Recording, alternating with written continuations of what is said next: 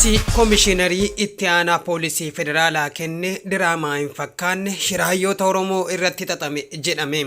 Akka ibsa kanatti Jawar Muhammad Baqqalaa Garbaa fi kanneen isaa waliin to'ataman jiddugala aadaa Oromootti qondaalota mootummaa olaanoo walgayii irraa turan ajjeesuun ajjechaa waxabajjii 15 akka bara dabree irra deebi'uuf yaalii godhanii turanii jedhan. Komishiinarri Itti Aanaa Poolisii Federaalaa Komishiinar Zalaalam Mangiste kaleessa galgala ibsa miidiyaaleef kennaniin gochi Jawaarii fi obbo Baqqalaan hoogganaman ture ajjecha waxabajjii 15 irra deebi'uuf kan akeekkate ture jedhe. Mincilli Finfinnee keessatti kaafne Finfinnuma keessatti xumurra jedhanii miidiyaa irratti dhaadataa turan. Ibsi Poolisii Federaalaa kun dabaluunis reeffi artiist Haacaaluu Hundeessaa gara maatii isatti osoo geeffamaa jiru daandii jijjiiruun fincilli Finfinnee keessatti eegalame Finfinneetti akka xumuramuuf sochii godhanii jiru jedhe. Osoo aangaa'onni Oromiyaa galma aadaa Oromootti walgayii irra akka jiran beekanii reeffi achi galuu godhame jedhani. Garuu odeessaaleen yeroo sanitti naannicha bayan turan battala reeffi Haacaaluu gara jiddugala aadaa Oromoo deebifametti aangaa'onni mootummaa naannoo Oromiyaa helikopteraan dhufanii galma duubatti buufamanii jedhu. Akka ibsi Poolisii Federaalaa kennetti garuu osoo aangaa'onni galmi keessatti walgayii irra jiran beekan reeffa fi akka achi galu godhani. Poolisiin Federaalaa ibsa isaa itti fufuun yaada odeeffannoo dursaa bayan faallessu kennee jira. Wayita obbo Jawar faanti to'annoo jala oolfaman isa dabalate namoonni isaa waliin turan 35 to'annoo jala oolu poolisiin ibse. Akka ibsa kanatti reeffa Haacaaluu gara waajjira paartii badhaadhinaa geessuu ture. Garuu battala reeffi artiist Haacaaluu Hundeessaa hospitaala Paawuloosii bahetti sirni awwaalchisaa achuma magaalaa Finfinneetti akka raawwatamu yaadni ka'e jedhu.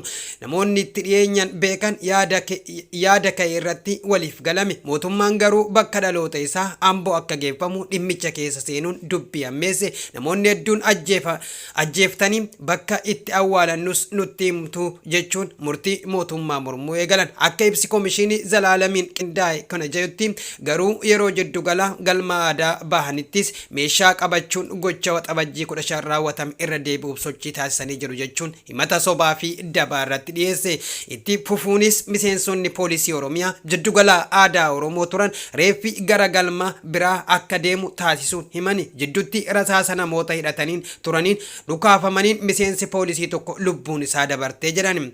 Humni nageenyaa bakka san ture tarkaanfii deebisaa hin kennineef malee jidduu sanatti lubbuun namoota hedduu baduu danda'a ture jedhan.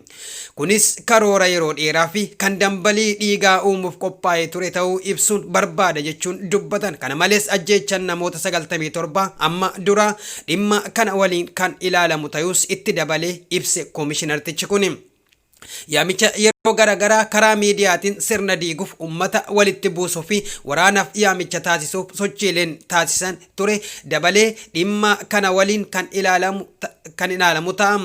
Poolisii Federaalaa ibsa kenne kan namoota hedduu mufachiise kanaan gama biraatiin abbaan amaanaa magaalaa Finfinnee jechuun kan of moggaas Iskender Naggaa dargaggoota magaalaa Finfinnee keessatti gurmeessee haleellaa raawwate jechuun waajjirri abbaa alangaa waliigalaa Federaalaa himatee jira.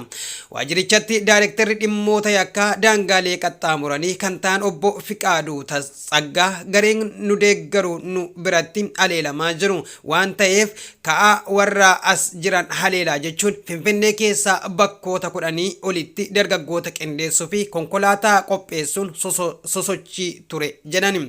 Namni haleellaa raawwachuuf gara Finfinnee dhufe tokko illeen akka hin jirretti namni isin fixuuf dhufaa jira waan qabdaniif irraa ittisaa jechuun dargaggoota sosso'aa turuus himanii jiru. Iskender Naggatti dabalataan maqaan paartii sosochii biyyaalessaa Amaaraa yookaan Abiin kaabamee jira. Dargaggoonni gurmaa'anii kutaalee magaalaa Finfinnee keessa sosso'aa turan haleellaa raawwatanii lubbuu namaa dabarsuu maddeen gabaasanii.